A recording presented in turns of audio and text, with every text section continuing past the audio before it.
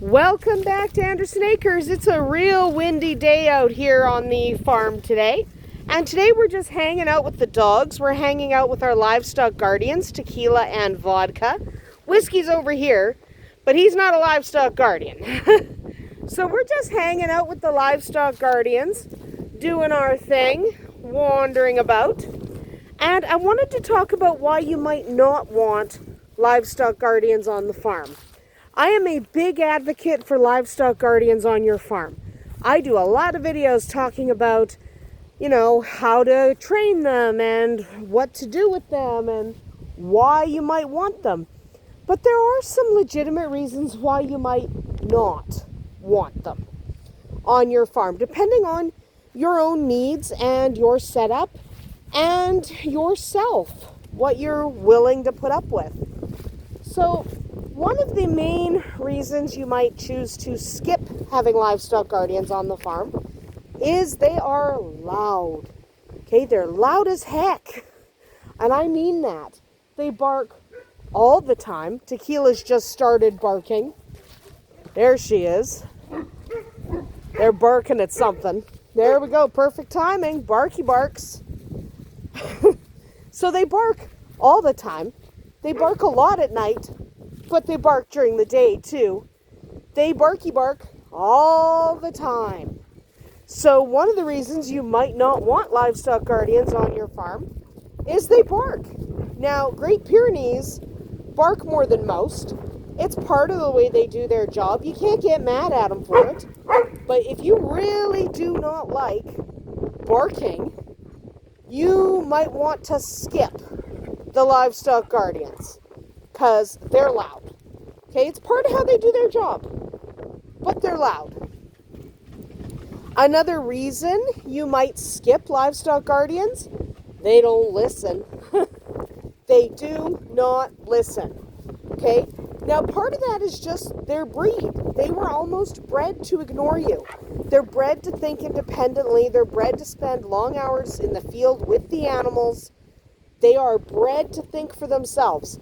And sometimes that means they're going to ignore what you say. They're just not going to listen. That's normal. Okay? It's very, very normal for livestock guardian breeds. It might drive you nuts. Don't bang into me. So it might absolutely drive you nuts. Because for a lot of people, the ignoring you when you call their name and standing there staring at you like you're the idiot can drive you nuts. So you definitely might want to skip them based on that. You do have to remember that they're not the most obedient. There they go with a stick. But you have to remember they're not the most obedient. And they don't always want to learn tricks. Sometimes with livestock guardians, you just have to resign yourself to the fact that they're not listening.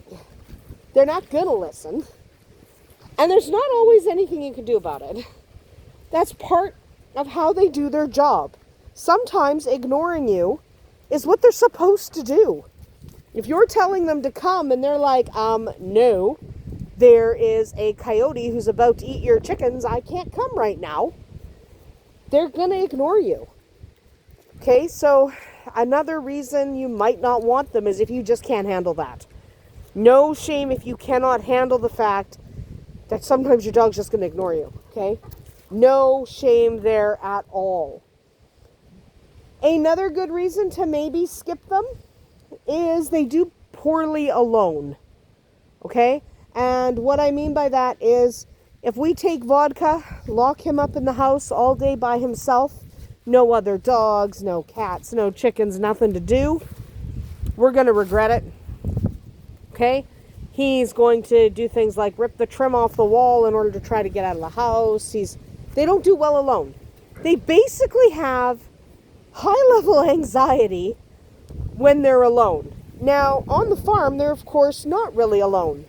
So, Tequila here, even if I leave her outside all day and I take the other dogs in the house, well, they got Shadowfax, they got the chickens, they got a goat. They got lots of critters.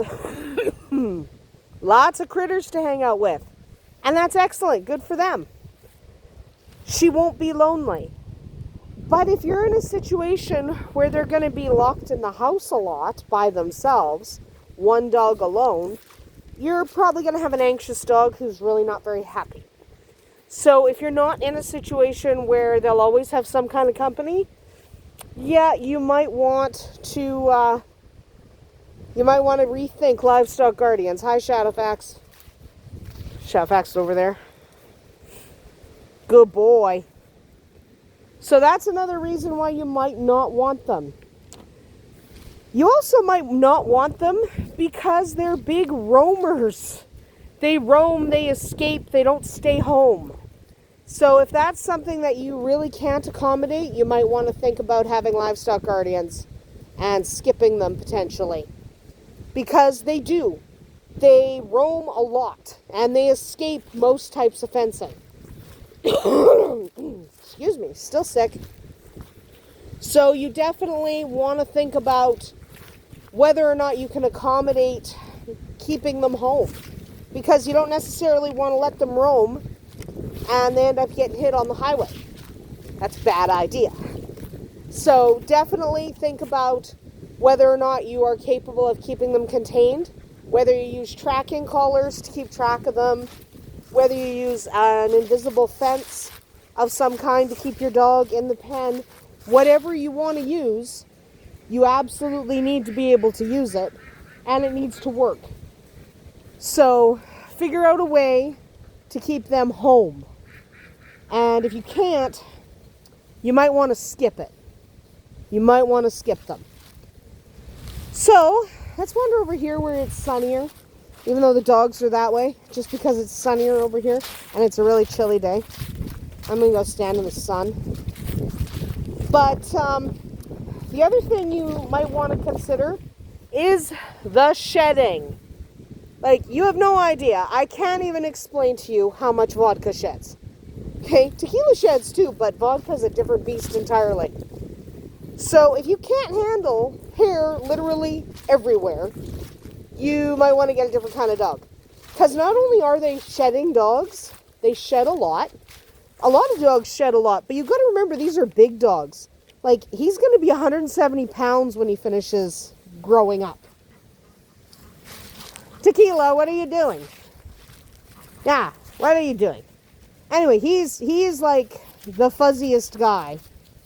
And he's going to be like 170 pounds of fuzz. And that fuzz gets shed all over the place.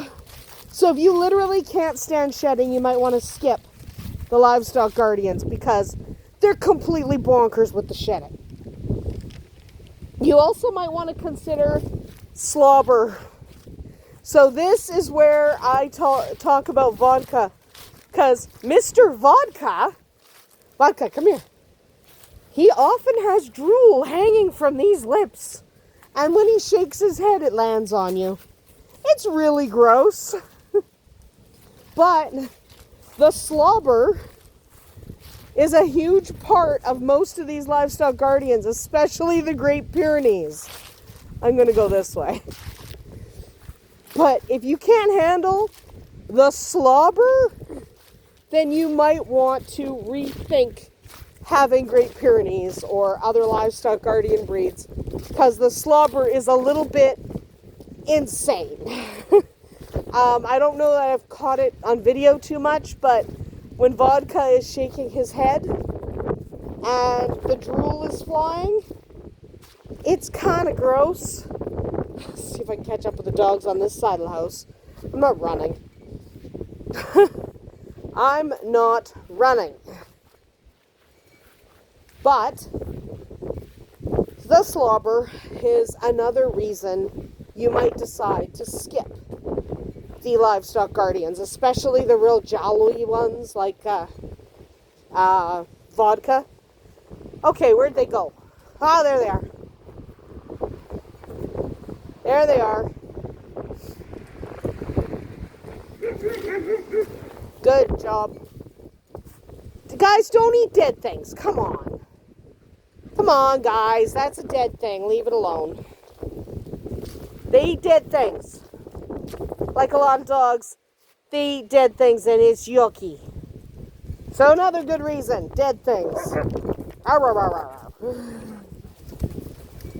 The other thing you should know about these guys, they are food sneaks. Livestock guardians tend to ignore you. They tend not to listen well. They're food sneaks. They will take your snacks. And if you don't love that, I don't love it either. But if they're tall as well, so they can reach the tops of tables and counters. So food sneaking is kind of, especially with the Great Pyrenees, that's where my experience is. Hi, whiskey. But, yeah. They'll sneak your food if they can. They're very food motivated. They love snacks. Oh, it's getting windy. So, yeah, you might, if that's going to drive you nuts, then you might want to rethink livestock guardians if they're in the house with you. Because they do tend to go after your snacks. Okay? They like food. And finally, I want to talk about their sheer size. So I mentioned a couple minutes ago that vodka is probably going to be around 170, 180 pounds when he finishes growing. He's only a little over a year. He's got another year and a half to finish growing. And as he grows, he's frankly gigantic.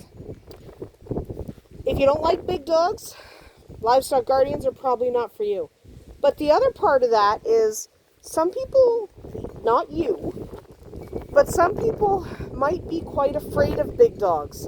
And if you have a lot of people come to your property, these dogs can be quite scary. I know Vodka doesn't look it. He looks like a big fluffy marshmallow. Right? He's a big giant fluffy marshmallow who's peeing on another bush. Good job.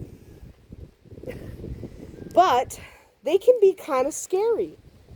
So especially, for example, when Vodka's rumbling, not necessarily growling, he's just making noise in his throat. Because of his size, it echoes like crazy. Hey, stop sniffing her butt. Leave her alone. But because of his size, it sounds like the most ridiculous thing ever to us. It's funny. But his growl, even when he's not really growling, is really, really loud and deep and intimidating. So if you have a lot of people come to your property that are nervous around big dogs, it might be kind of a detriment to have a dog like this, a over 150 pound dog that rumbles at people but is not growling at them. He's just rumbling, but it sounds horrific. And if you don't know him, you might actually be really scared by that. So if you're not able to handle a large dog, and you're maybe not able to tell people that that large dog is not a threat, you're not able to get that large dog to back down, it might be best to skip the livestock guardians. They are big, they are crazy. They're not crazy, they're good dogs. But they're big dogs, they can be intimidating for a lot of people, and I definitely would rethink having them if I was at all nervous around big dogs, because they're big, they're intimidating, they're definitely not your average dogs. So, yeah, there's just a few of the reasons you might not want to have a livestock guardian. Now I lost Tequila. I don't know where she went. Doesn't matter, Vodka's following me. Hi, Vodka. There she is. But those are just a few of the reasons you might not want to have a livestock guardian. I am a real advocate for having livestock guardians on the farm.